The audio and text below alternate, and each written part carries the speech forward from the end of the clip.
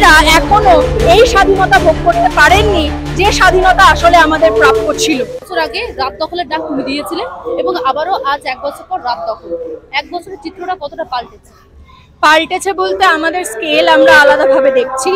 আমরা মনে করি না যে কনভেনশনাল স্কেলে যে রাস্তায় কত মানুষ থাকছেন তার বেসিসে আমরা এটা ডিসাইড করব যে আদৌ রাত দখলের আন্দোলন কতটা সফল বা কতটা বিফল। আমাদের জন্য রাত দখল আন্দোলন সফল, কারণ এই আন্দোলনের পরে আমরা লক্ষ্য করেছি যে মহিলারা ডিসিশন মেকিং প্রসেসে আরো বেশি বেশি করে অংশগ্রহণ করছেন। তার বড় প্রমাণ আমাদের কাছে এসএসসি আন্দোলন, যেখানে অন্তঃসত্ত্বা মহিলারা, ছোট সন্তানকেও বাইরে রেখে মহিলারা এবং ছোট সন্তানকে সঙ্গে নিয়েও মহিলারা রাত 12:30-1টা অবধি ওই আন্দোলন স্থলে থেকেছেন। তারা মনে করেছেন যে তাদের বক্তব্য, তাদের ওপিনিয়ন যে কোনো ডিসিশনের ক্ষেত্রে জরুরি।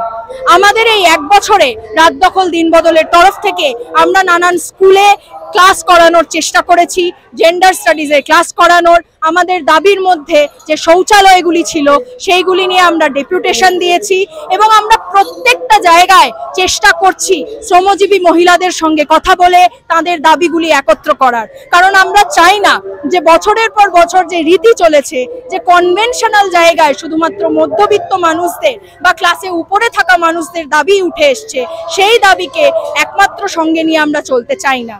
আমরা চাই যে প্রত্যেক শ্রমজীবী মহিলা যে কোনো জায়গায় যারা কর্মরত তাদের সবার দাবি সামনে আসুক। সুতরাং এই 1 বছরে আমরা মালদা, মুর্শিদাবাদ এবং শিলিগুড়ির মতন ডিস্ট্রিক্ট ছাড়াও কলকাতার নানা প্রান্তে প্রেজেন্ট থেকেছি, আগেও প্রেজেন্ট থাকবো। এইভাবেই আমাদের জন্য রাত দখল আন্দোলন সফল এবং দীর্ঘস্থায়ীভাবে চলছে।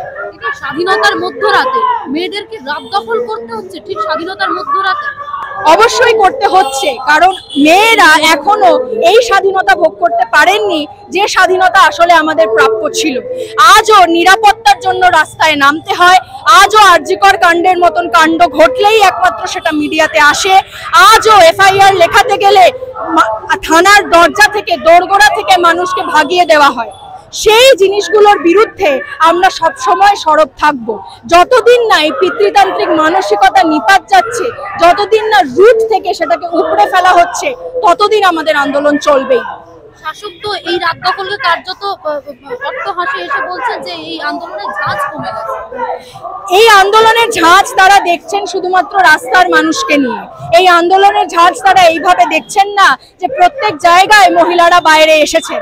ওরা ঝাঁজ এইভাবে মাপছেন না যে মিছিল মিটিংয়ে মহিলারা বাইরে এসেছেন, সাধারণ জনগণরা সংগঠিত হয়েছে, সাধারণ নারী পুরুষরা মিলে সেলফ ডিফেন্সের ওয়ার্কশপ করছেন, জেন্ডার স্টাডিজের ক্লাস করছেন, আরো সংগঠিত হচ্ছেন, যাতে পরবর্তী লড়াইতে তারা নিঃশর্তে অনেস্টলি প্রেজেন্ট থাকতে পারেন। সুতরাং রাজ্য সরকার কি স্কেলে আমাদেরকে মাপছেন তা নিয়ে আমরা পরোয়া করি না। রাজ্য সরকার আমাদেরকে নিরাপত্তা দিতে ব্যর্থ, কেন্দ্রীয় সরকার আমাদেরকে নিরাপত্তা দিতে ব্যর্থ, তাদের স্কেলকে আমরা একেবারেই মান্যতা দেব না।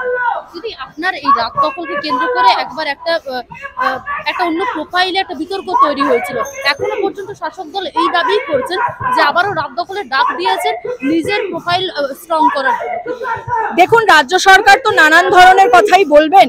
তারা নিজেদের নির্বাচনী ফলাফলকে মজবুত করার জন্য কতগুলো প্রোফাইল ধরেন তা জনসাধারণ বহুবার দেখে ফেলেছে।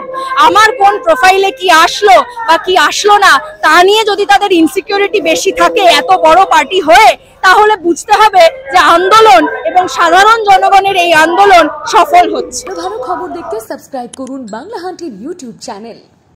বাংলা হান্টের আরো খবর দেখতে নজর রাখুন। বাংলা খবর মানেই বাংলা হান্ট।